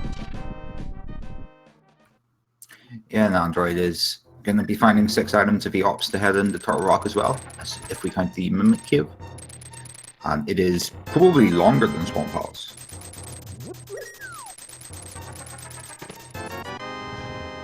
As Android hasn't checked these chests yet, or the Super Bunny Cave, it's definitely handy for him to be up here, getting these checks out of the way, and then he'll be able to check Turtle Rock immediately if he wishes. Yeah, certainly a great part of the appeal is these additional 6 chests that you can find on Dark Death Mountain. And the Turtle Rock Plague could be a very swift visit. It's quite easy to get locked out of Turtle Rock without the Fire Rod, so he might end up just popping his head in, getting a 20 rupees in the first chest, and then leaving again. Definitely worth a little trip, I think. And he is heading back up to the top of Dark Death Mountain. We'll see if he goes east or west here. There is Spike Cave to the west. He's going into Turtle Rock, though. And I gotta say, I love this play. Yeah, it's definitely gonna... hopefully it will pay off for him, but it's definitely a very dense location. While he's in the area, it's definitely a great thing to check.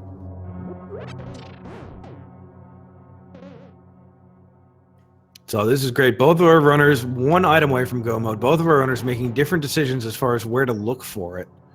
So this is really going to come down to where the Fire Rod ends up being. Helmsor. That small key signifies that we can progress a little further in Turtle Rock. There still needs to be a reasonably specific key layout for us to not need the Fire Rod, as this room up here on the right we cannot access. There's 2 chests in here. It's completely possible that these 2 chests are just like the map and compass, or items that aren't the Fire Rod. So that's definitely something to keep in mind. And Android with a little bit of muscle memory taking him into that room on the right. Not going to be able to get through it, like you said, without that Fire Rod, so we're going to head north. This Chain Chomp room, going to need to have a small key or the Fire Rod in order to continue progressing here. Although I guess with Fire Rod, we won't be doing much more progressing in Turtle Rock. Yeah, the handy thing about this is if this isn't the Fire Rod or a small key, as you mentioned, then we know that the Fire Rod can't be in Turtle Rock, so we're flying. It is a small key. We're going to keep going, though. Yeah, Oh, I'm liking this. Meanwhile, LvlUpInc going to take that long walk around to the left side of Swamp. Does have the hookshot to make his journey over there a little bit easier. Yeah, definitely. If you're going to head into Pendant Swamp looking for a Fire Rod, you almost certainly are going to check the left side.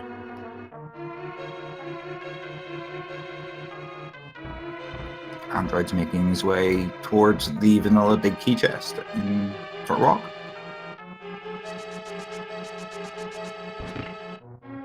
Another key available in this spiky. And Toad turns out to be the bunny sprite from Mario. That's absolutely adorable. It's always nice to see the custom bunny sprites as well as all these awesome custom sprites. Another small key. It's very suspicious that is leading us all the way to Laser Bridge at this rate. Oh, I'm loving this. I'm loving the deep dive into Turtle Rock. You're getting, more and more of a time sink here. This gamble will either pay off more and more and become, bigger and more valuable, or it's going to really be quite the time suck. Yeah, and LvlUpInc hasn't found anything in Swamp Palace yet either. He's finished off with left side. He's going to head to the back of Swamp Palace.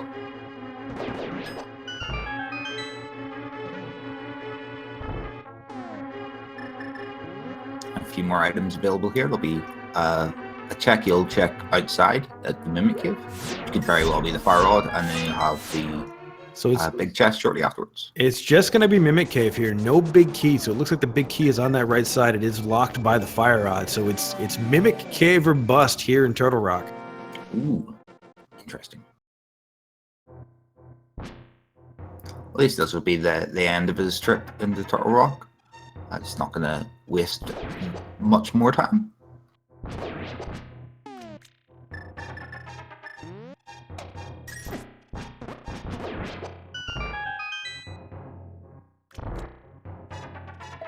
And just a little piece of love. So nothing in Turtle Rock for Android.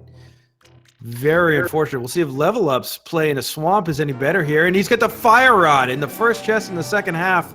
We get the Fire Rod. So we got go mode at 136.55 here for LvlUp. Yeah, he'll need to nip over to Skullwoods and finish that off. And then that's off to Ganon Star. Android getting the bad news about not being able to progress further in Turtle Rock. And see if he opts to head into Swamp Palace or Palace of Darkness. All right, two primary choices.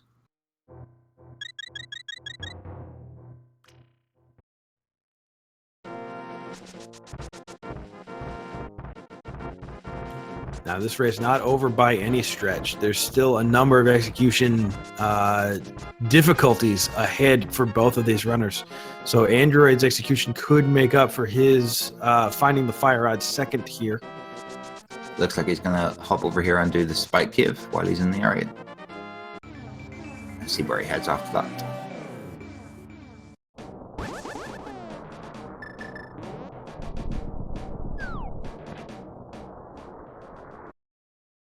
Ganon's Tar Climb is a fairly serious affair. Hopefully, it can be a big evener of the run. Hopefully LvlUpInc doesn't have too much trouble with it. With half magic, red mail, and that Fire Rod in hand, I'm confident he's going to be able to get past Mothula and then give us a good show in Ganon's Tower. Let's see where Android opts to go next. His choices are Swamp Palace or Palace of Darkness. And given a Link's House start, this could be either.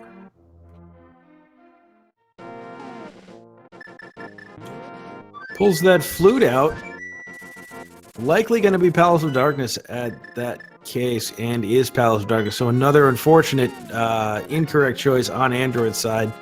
That's really a tough way to lose a race, because you did do this as he played extremely well. He routed extremely well. That Fire Rod could have easily been in Turtle Rock, and this could be on its head with LvlUp instead going to Palace of Darkness in search for the Fire Rod instead of Android. So definitely could have gone either way here. Yeah, it's very unfortunate if you lose to a gamble like this, but that's the nature of Randomizer. You need to know that both players played very, very well, and they knew that like all three of the plays they had available there were pretty even in value, I'd say. Android checking Dark Death Mountain a little late ended up pointing them towards Turtle Rock.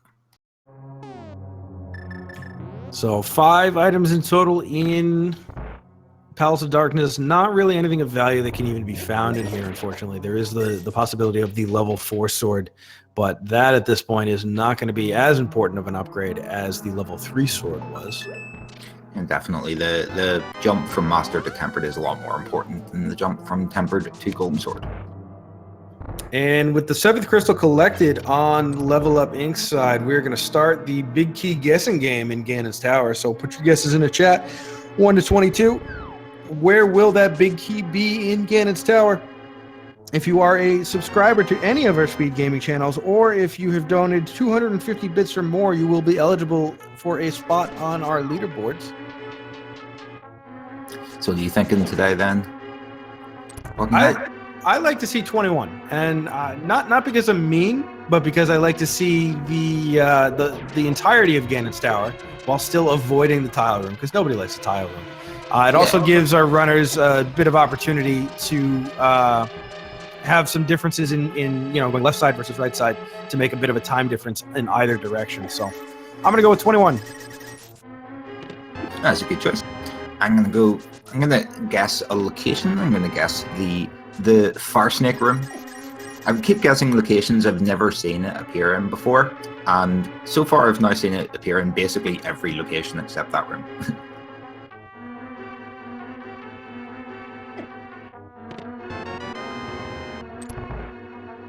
I find the mirror shield in the north side of Past Darkness. See, LvlUpInc is going to open Turtle Rock and head over to Ganon's Tower.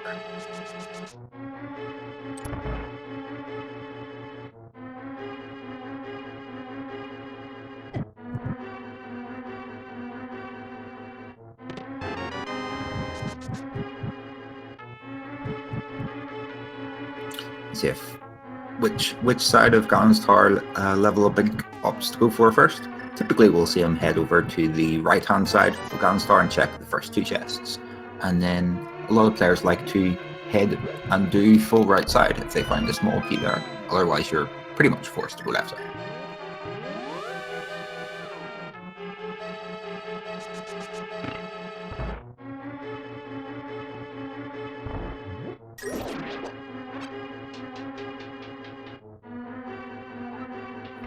He's getting up to go right side.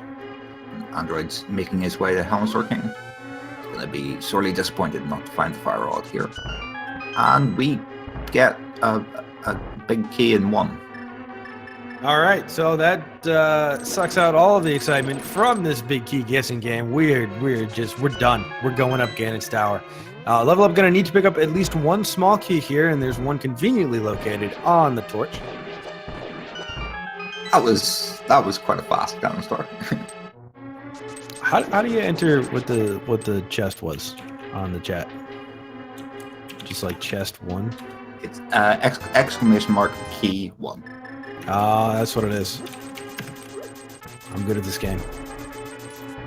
And congratulations to Alpha Channel for making the leaderboards here. Nice to see someone has guessed 1 and got it correct.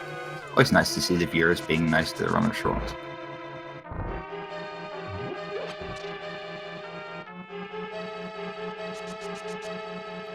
So, especially with that big key being in the first chest, it's going to be very difficult, a very, very tall order for Android to make up any ground here. LvlUpInc now having a sizable lead, but again, it just came down to where that fire rod was. It could have very easily gone the other way here. It's unfortunate that the riding choices of Android were all fantastic. Just unfortunately made the wrong call at the end. Went in Turtle Rock instead of Swamp Palace. Everyone hates Swamp Palace, so don't really blame them. I do confess, as I was saying, I would have gone to Turtle Rock absolutely myself. Yeah, I almost certainly would have went in there as well. However, I probably would have checked pod like an hour ago. I like doing pod. And a nice silver arrow on that second Stalfos in the first room of the gauntlet there. Very well aimed. We'll see how these three Stalfos line themselves up, though. He's getting some great execution here in the gauntlet. Getting damage boosted off the Beamos there.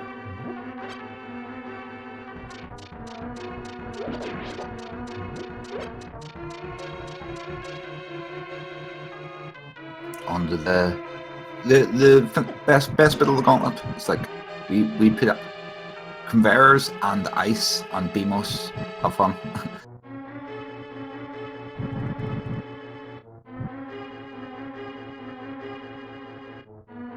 And takes care of that final red Zazak to advance to Moldorm 2. No, this isn't Moldorm 2. This is Land Mode 2. Moldorm 2 is coming up later.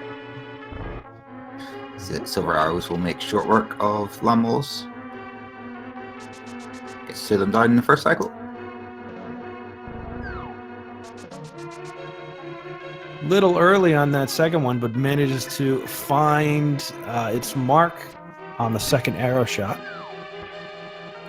It was a nice shot. It in them nicely. It's very hard to get a silver arrow into them while they're moving like that.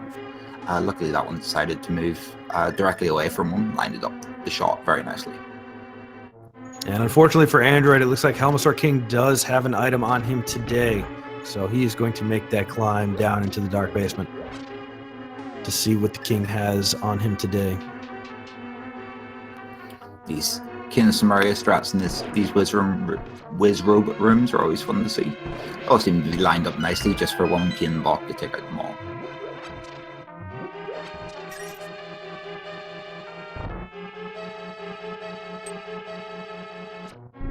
A few lamp rooms, and then we're under the final stretch of Ganon Star.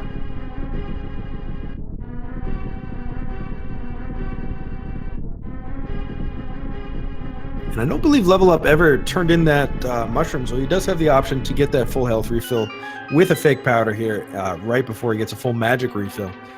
But I believe he does have at least a couple of potions in his inventory ready to go. So he should be fine for resources going into this Aga 2 fight and this Ganon fight. Yeah, definitely. He's got a lot of resources and a lot of health and a lot of defense. Half magic. He should be fairly sorted. He only has one potion, unfortunately. He just has that potion from Ice Palace, but that should be good enough to do this.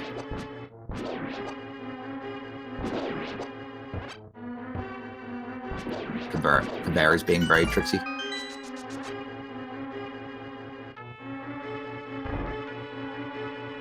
Skipping straight past the chest in that room.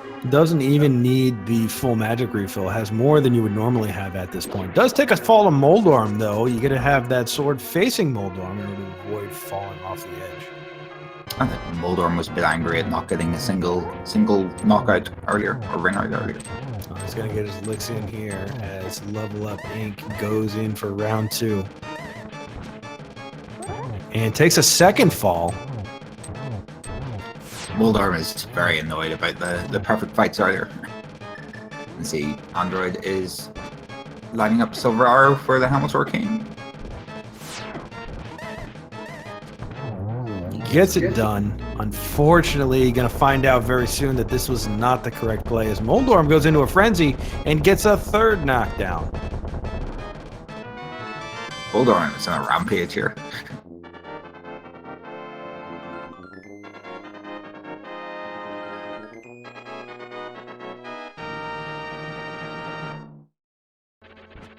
And down goes Moldorm. So Moldorm takes the series 3 matches to 2. But LvlUpInc is going to go across this gap with the hook shot and, barring a disaster, going to move his record up to 2 and 3. Yeah, Aghanim is a relatively straightforward operation in geometry. And then we have Ganon himself, which should be pretty simple with the amount of equipment we have here.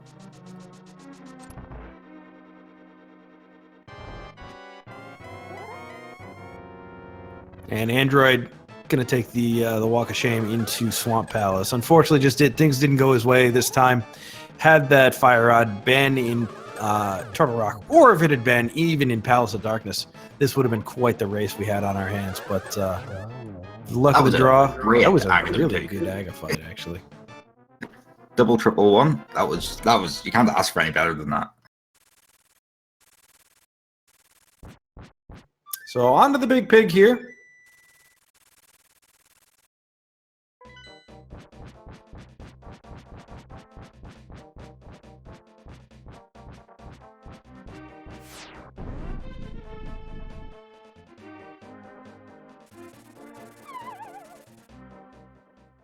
Android's going to make his way in Swamp Palace while LvlUpInc enters the Ganon fight.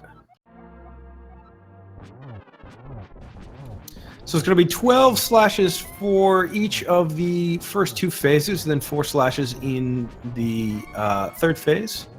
Ganon positioning himself in the middle of the arena for, I don't know. I have no idea why he would do that. Yeah, I've never seen him do that in phase 2 before.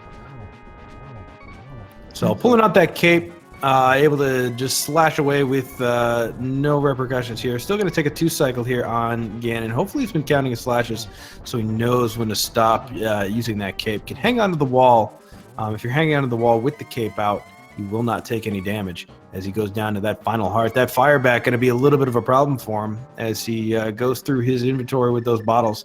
Does have a fairy and a blue potion. That fairy picked up by throwing a bottle into the Pyramid Fairy's fountain.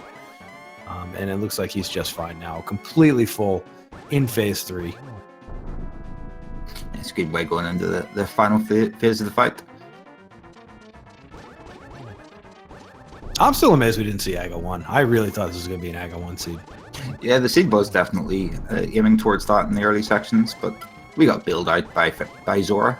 He's probably feeling sorry for all the times he gave us 5 rupees for 500.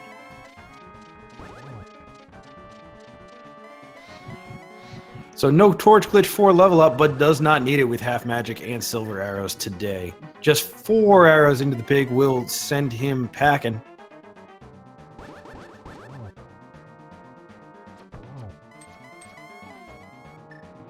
It's 2 arrows so far.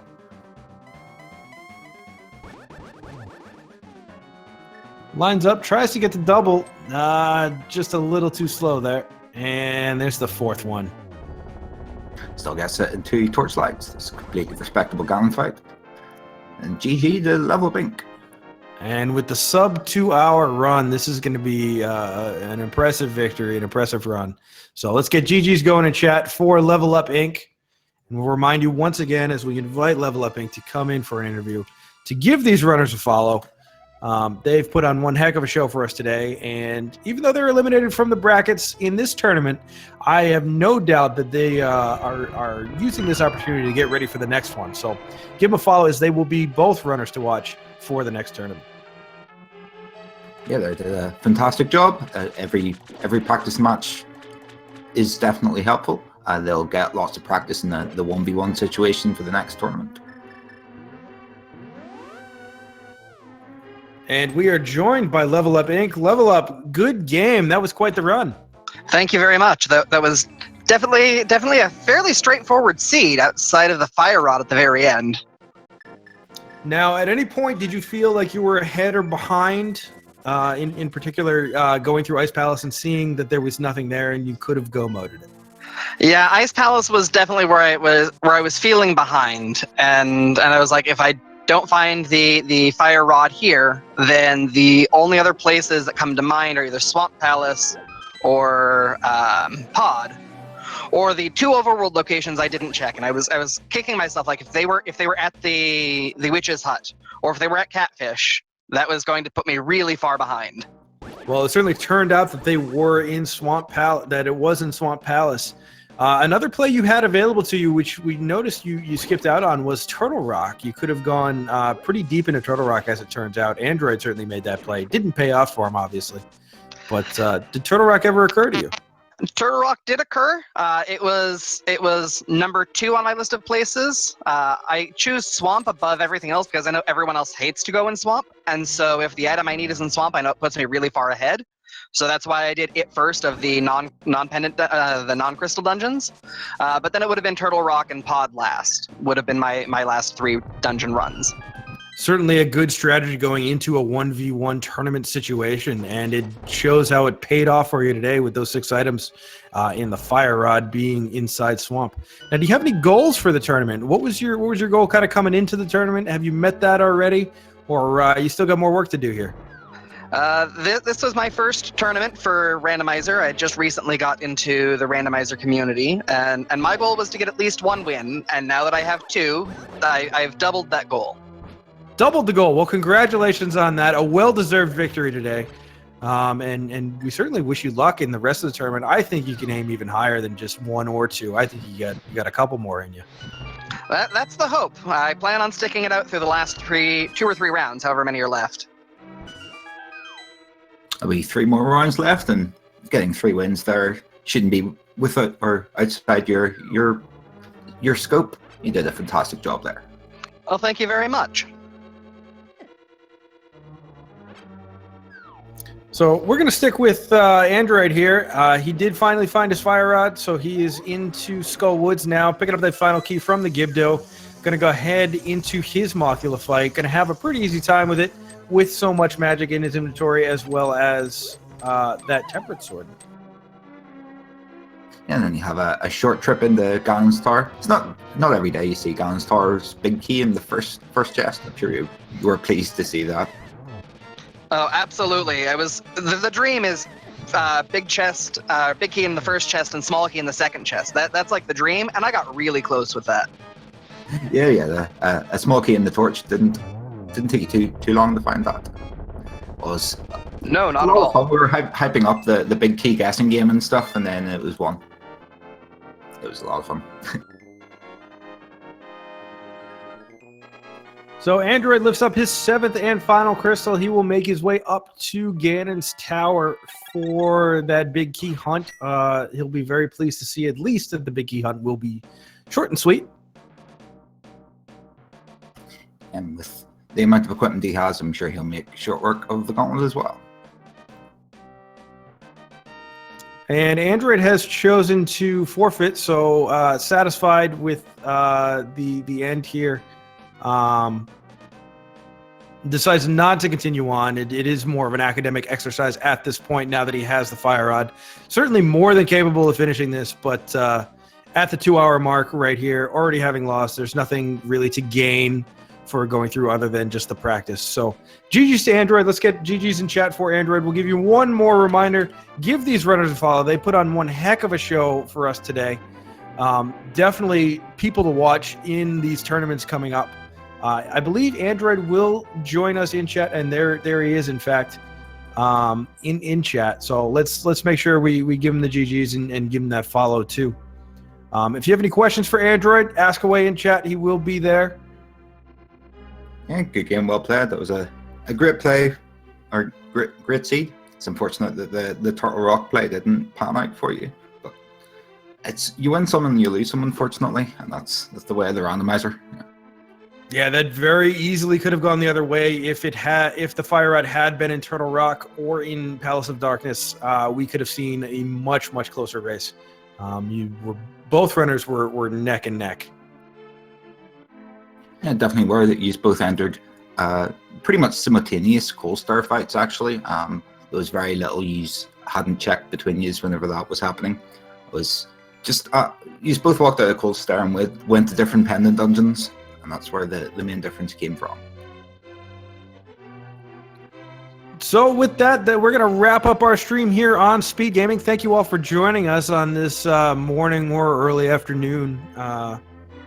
Or I guess it's different times all over the world. It's different times. We have rando lovers all over the world. So I'm Walking Eye for Ileana and the rest of our Speed Gaming crew. Thank you for watching us. Thank you to Axis of Anarchy for tracking for us. She did a lovely job. Thank you to our restreamer, which I believe was just Feasel today. Not just Feasel. I mean, Feasel does a lot. So thank you very much to Feasel. Give for all of your tournament needs. Make sure to follow Speed Gaming and Speed Gaming's 2 through 6, as well as link to the past randomizer channels 1 through 4. And we got plenty more tournament action for you for the rest of the day and for the next few weeks. So give all those a follow. Give the runners a follow. Heck, even give the commentators a follow. Myself, Walking Eye, and my partner here, Ileana. And have a good morning.